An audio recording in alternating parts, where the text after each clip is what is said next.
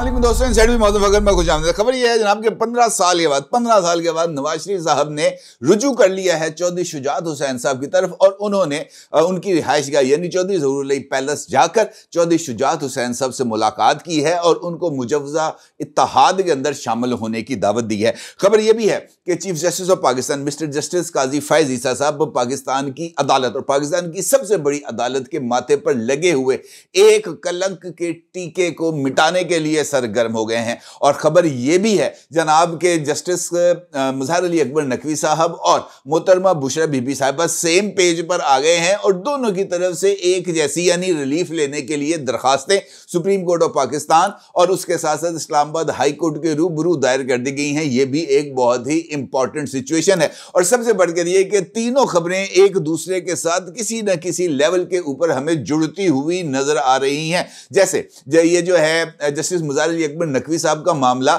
इस वजह से अहमियत का हामिल है कि ये अदलिया में मौजूद इमरानदारी के वायरस की तरफ न सिर्फ इशारा करता है बल्कि इस वायरस के तदारुक के लिए अमली इकदामात करने की जरूरत पर भी जोर देता हुआ नजर आता है। और इस दरखास्त में जिसका मैं आपके साथ जिक्र कर रहा हूं, इसमें जस्टिस मुज़हर अली अकबर नकवी साहब की तरफ से मुंसफ़े आला से इस बात की दरखास्त की गई है कि जनाब मेरे भी हुकूक हैं और मेरे हुकूक को भी मद्देनजर रखा जाए क्योंकि मुझे सुप्रीम जुडिशल काउंसिल की तरफ से दूसरी मर्तबा शोकॉज नोटिस जारी हुआ है और इस मर्तबा ज्यादा तफसील के साथ शोकॉज नोटिस जारी हुआ है। लिहाजा मुझे उस शोकॉज नोटिस का जवाब देने से जो है वो अबूरी रिलीफ दिया जाए और मेरे इस मामले को बराह रास्त सुप्रीम कोर्ट ऑफ पाकिस्तान के अंदर लेके जाया जाए ताकि वहां पर मैं अपने मुकदमे को टेक्निकल ग्राउंड्स के ऊपर लेके जा सकूं और टेक्निकल ग्राउंड्स के ऊपर लाकर अपने लिए रिलीफ हासिल कर सकूं। ना सिर्फ ये बल्कि अब जो मोहतरमा बुशरा बीबी साहिबा भी मैदान अमल में आती हुई नजर आ रही हैं और बुशरा बीबी साहिबा की तरफ से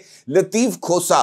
के तवस्सुत से इस्लामाबाद हाई कोर्ट के अंदर एक बहुत ही दिलचस्प दरखास्त दायर कर दी गई है और इस दरखास्त में बुशरा बीबी से तो ज्यादा मुझे लग रहा है कि लतीफ खोसा साहब डरे हुए हैं क्योंकि इस दरखास्त में जो रिलीफ मांगा गया है वो रिलीफ इस तरह का है कि सब कुछ ही उनको मिल जाएगा। मिसाल देता हूं आपको, रिलीफ क्या मांगा गया? रिलीफ ये मांगा गया है कि जनाब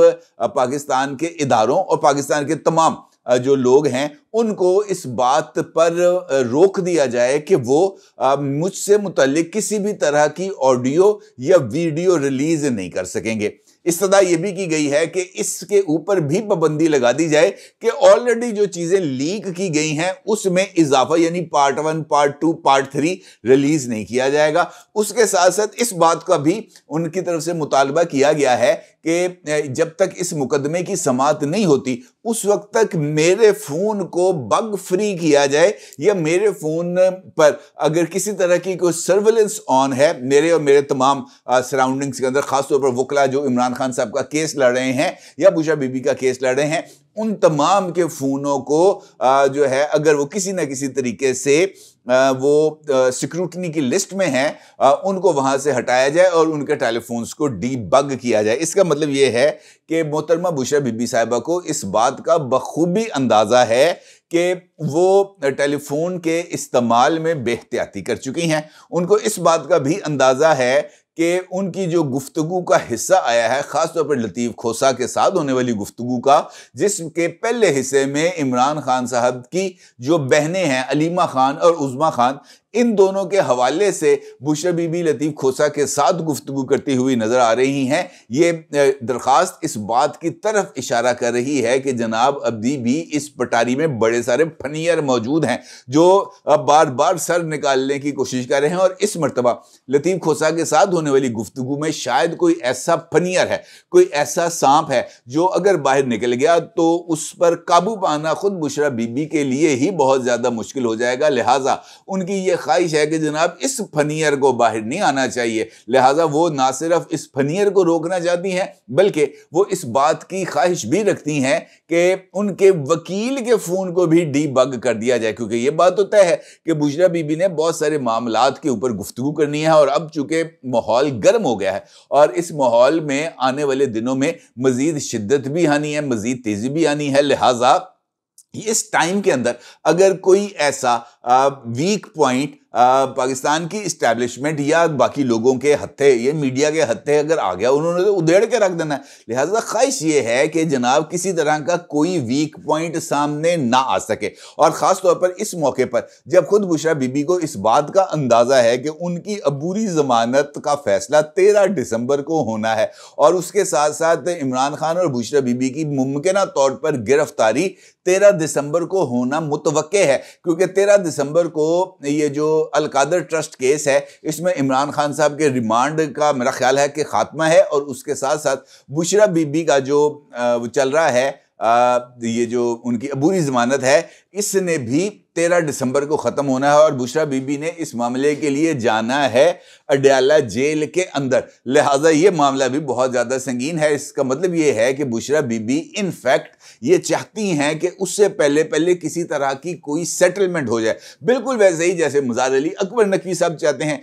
इसका मतलब ये है कि दोनों को इस बात का अंदाज़ा है कि दोनों अपने अपने माहौल के अंदर इस वक्त शदीद तरीन मुश्किल में हैं। बुशरा बीबी इस वजह से मुश्किल में हैं कि वो जज्बात में आकर, ये जिस वक्त बंदे को इस बात का अंदाज़ा हो जाए कि वो उसके पास ताकत आ चुकी है, तो वो ज़रा लापरवाह हो जाता है, और बुशरा बीबी एक से ज़ायद मरतबा इस लापरवाही का मुजाहरा कर चुकी हैं, और लापरवाही के इस मुजाहरे ने उनको कई मरतबा मुश्किल में फंसाया है, और उसका सबूत यह है कि उनके बार बार ऑडियोज और वीडियो सामने आ रही हैं। यही हाल मुज़ार अली अकबर नकवी साहब का है। मुज़ार अली अकबर नकवी साहब ने भी अपनी जायदादों में इजाफे के लिए चंद हदूद थी, उनको पामाल किया, और वो पामाली अब उनके गले में पड़ गई है। लिहाजा ये दोनों अपने अपनी जगह पर अपने अपने लिए कुछ ऐसे रिलीफ्स हासिल करने की तगोदो कर रहे हैं जो बज़ाहिर इस वक्त उनको मिलते हुए नजर नहीं आ रहे। अलबत्ता बाकी जो दो खबरें हैं वो दोनों बहुत ही ज़्यादा अहमियत की हामिल हैं। ख़ास तौर पर मेरी नज़र के अंदर अगर मैं रेट करूँ तो chief justice of Pakistan mister justice Qazi Faez Isa साहब का ये इकदाम कि वो अपने ही इदारे पर के माथे पर लगे हुए एक कम से कम एक कलंक के टीके को मिटाने के लिए सरगर्म हुए हैं, और उसके लिए वो अमली किरदार भी अदा करने पर राजी हुए हैं, तो ये एक बहुत बड़ी डेवलपमेंट है। अब होता यह है जनाब कि जस्टिस काजी फाइज ईसा साहब ने वो फाइल मंगवाई है जो 11 साल से मार्ज़े इल्तवा में है। इसका मतलब ये है कि ये दोनों मामला जिनका 15 साल के बाद नवाज शरीफ साहब गए हैं चौधरी शुजात हुसैन साहब की तरफ, और 11 साल के बाद एक अहम तरीन मुकदमे की समाअत होने जा रही है। भला वो कौन सा मुकदमा है? वो है जनाब पाकिस्तान पीपल्स पार्टी के बानी चेयरमैन जनाब जुल्फ़िकार अली भुट्टो शहीद का। और अब ये बात सामने आ रही है कि अब जस्टिस काजी फाइज ईसा साहब की सरबराही में एक बेंच तश्कील दिया जा रहा है, और मुमकिन तौर पर नेक्स्ट वीक के अंदर की जो कॉस्ट लिस्ट है उसके अंदर इस बेंच की तश्कील की जाएगी, और फाइल जो है वो सुप्रीम कोर्ट ऑफ पाकिस्तान के रिकॉर्ड रूम से तलब कर ली गई है। इसका मतलब ये है कि जनाब जुल्फ़िकार अली भुट्टो साहब का जो जुडिशियल मर्डर है उसके हवाले से जो रेफरेंस है उसकी समाअत इस बात की तरफ इशारा करेगी कि पाकिस्तान की अदलिया अपने माथे पर लगे हुए इस कलंक के दाग को मिटाने के लिए बहुत ही ज़्यादा संजीदा है। क्योंकि कोई बंदा इस बात को माने या ना माने, ये बात अपनी जगह पर हकीकत है। बल्कि उसी बेंच में शामिल साबिक चीफ जस्टिस ऑफ पाकिस्तान जनाब जस्टिस नसीम हसन शाह साहब खुद इस बात का जियो के इफ्तिखार अहमद साहब के शो जवाबदेह में एतराफ़ कर चुके हैं कि जुल्फ़िकार अली भुट्टो को फांसी की सज़ा देकर उस वक्त की अदालत ने अपने दायरा इख्तियार से तजावुज़ किया, और वो मजबूर थे क्योंकि उस वक्त की जो मिलिट्री इस्टेब्लिशमेंट थी यानी जनरल ज़ियाउल हक का उनके ऊपर दबाव था, और वो उस दबाव के हाथों ना सिर्फ झुक चुके थे बल्कि उन्होंने एक बेगुनाह शख्स को फांसी के फंदे पर चढ़ा दिया था। और उसके नतीजे में पाकिस्तान के अंदर इस वक्त के जो हालात हैं मेरे नज़दीक वही सब उसकी वजूहात हैं, क्योंकि जुल्फ़िकार अली भुट्टो को फांसी चढ़ाने के लिए जनरल ज़ियाउल हक ने वो कदम उठाया जिसके नतीजे में पाकिस्तान की जमहूरियत पामाल हुई, पाकिस्तान के इदारे पामाल हुए, पाकिस्तान की माशी तरक्की के रास्ते में रुकावट हुई, पाकिस्तान के अंदर प्लॉट और परमिट की सियासत आई, पाकिस्तान के अंदर क्लैश एंड कल्चर आया, पाकिस्तान के अंदर मजहबी शिद्दत पसंदी में इजाफा हुआ। पाकिस्तान ने अफगानिस्तान की लड़ाई में सोवियत यूनियन को हराने का बंदोबस्त किया और उसके लिए पाकिस्तान के जो दरसगाहें थी, खासतौर पर दीनी दरसगाहें, वो जो है टेररिज्म को फैलाने और इंतहा पसंदी को फैलाने का सबब बनी। पाकिस्तान ने जहाद के नाम पर फसाद किया और उसके नतायज आज तक भुगते जा रहे हैं। लिहाजा ये वाला जो जुडिशल मर्डर है, इसके बहुत ही ज़्यादा कॉन्सिक्वेंसेस थे जो पाकिस्तान को भुगतने पड़े। और बिलाशुबा जहां पर पाकिस्तान की अदलिया पर बहुत सारे दाग लगे हुए हैं, ये वाला दाग उसमें सबसे ज़्यादा नुमायां था। लिहाजा इस दाग को कम से कम अगर जस्टिस काजी फायज ईसा साहब अपनी सरबराही में जो मौजूद सुप्रीम कोर्ट ऑफ पाकिस्तान है, उसके माथे से इस दाग को साफ करने में कम से कम कामयाब हो जाएं, तो मैं ये समझूंगा कि ये उनका पाकिस्तान की अदालती और सियासी तारीख पर एक बहुत बड़ा एहसान होगा। और ये एहसान यकीनी तौर पर जो है जस्टिस काजी फायज ईसा साहब जैसा जज ही कर सकता है कि 11 साल पुरानी फाइल को निकलवा दे। और ये खासतौर पर इस मौके पर जब पाकिस्तान पीपल्स पार्टी इस वक्त महसूस कर रही है कि वो पॉलिटिकल आइसोलेशन में चली गई है, इदारे उसकी बात सुनने के लिए तैयार नहीं है। लाडले का तासुर नवाज शरीफ साहब के लिए इस वक्त डेवलप हो रहा है, उनको लेवल प्लेइंग फील्ड नहीं मिल रही। सिंध के अंदर भी उनकी पॉलिटिकल ग्राउंड को कैप्चर करने के लिए एक इत्तेहाद तश्कील पा रहा है। लिहाजा इस मौके पर अगर उनके किसी भी जख्म और खासतौर पर उनके बानी चेयरमैन के हवाले से जो जुडिशल मर्डर है उसके जख्म के ऊपर अगर मरहम लगाएं जस्टिस काजी फायज ईसा साहब, तो ये भी एक बहुत बड़ी डेवलपमेंट है। लिहाजा इस सारे सिनेरियो को हम पॉलिटिकल एंगल्स से अलग करके नहीं देख सकते। और सबसे बढ़कर 15 साल के बाद जनाब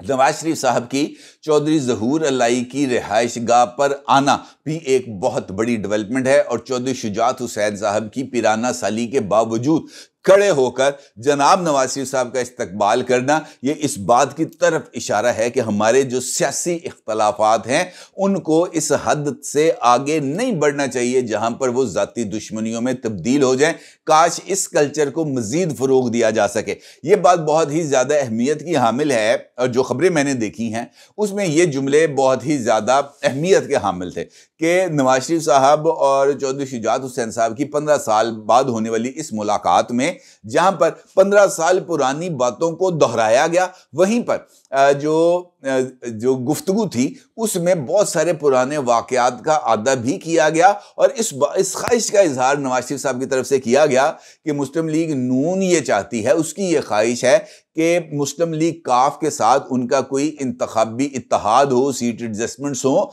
ताकि मुस्लिम लीग काफ की और ख़ासतौर पर चौधरी शुजात हुसैन साहब के साहबजादे और दीगर लोगों की असम्बली में रिप्रेजेंटेशन हो और उनकी मौजूदगी में जो जिसे हम कह सकते हैं कि रवादारी की सियासत वो फ़रोग पाए। और नवाज शरीफ साहब ने उन्हें इस बात की पेशकश भी की कि मुस्तकबिल में बनने वाले हुकूमती इत्तेहाद का वो हिस्सा हूँ। अब ये वाला जो ख्वाहिश है नवाज शरीफ साहब की, ये बहुत ही ज़्यादा मानी खेज है, इस वजह से कि अभी वो कहते हैं ना जी पिंड बजा नहीं, ये वही सिचुएशन है। अभी इलेक्शंस हुए नहीं, इलेक्शंस के लिए माहौल बना नहीं, इलेक्शंस के लिए शेड्यूल जो है वो तैयार नहीं हुआ, ना ही शेड्यूल अभी तक मंजर आम पर आया। इंतखाबात होने हैं नहीं होने अभी भी इसके ऊपर एक बहुत बड़े शकूक व शुबहात मौजूद हैं, साइन ऑफ इंटरोगेशन मौजूद है, सवालिया निशान मौजूद है। और इस सिनेरियो के अंदर नवाज शरीफ साहब चौधरी शुजात हुसैन साहब से मिलते हुए इस बात का इजहार कर रहे हैं कि जनाब मैं चाहना कि तुसी मेरे नाल हुकूमती इत्तेहाद का हिस्सा बने। तो इसका मतलब ये है कि नवाज शरीफ साहब इस बात का इजहार कर रहे हैं जनाब चौधरी शुजात हुसैन साहब के साथ कि अगली हुकूमत मेरी ही बनने जा रही है, लिहाजा मेरी हुकूमत के अंदर आपकी मौजूदगी मेरे लिए बहुत ही ज़्यादा बाइस इफ्तिखार होगी। इसका मतलब ये है कि इनडायरेक्टली या ओवर कॉन्फिडेंस जो है मुस्लिम लीग नून को उसका इजहार इस तरीके से पब्लिकली किए जाना इन शकूक शुबहात को तक़वियत देगा कि मुस्लिम लीग नून किंग्स पार्टी है और मुस्लिम लीग नून जो है वो लाडला बन चुके हैं और ये जो सिलेक्शन है ये अमल में आ चुकी है, सिर्फ इसका ऐलान होना बाकी है। और मेरा नहीं ख्याल कि सियासी मैदान सजने से पहले और सियासी मैदान सजने के बाद सियासी मैदान से आने वाला फैसला जो बैलेट पेपर पर लगी हुई मोहरों को गिनने के बाद हमारे सामने आएगा, उससे पहले इस तरह का कोई भी जो है वो जेस्चर देना मेरा ख्याल है कि ये एक गैर ज़रूरी अमल है और इससे गुरेज किया जाना चाहिए था। अपनी राय को जरूर इजहार कीजिएगा। आपका बहुत शुक्रिया। अल्लाह हाफिज।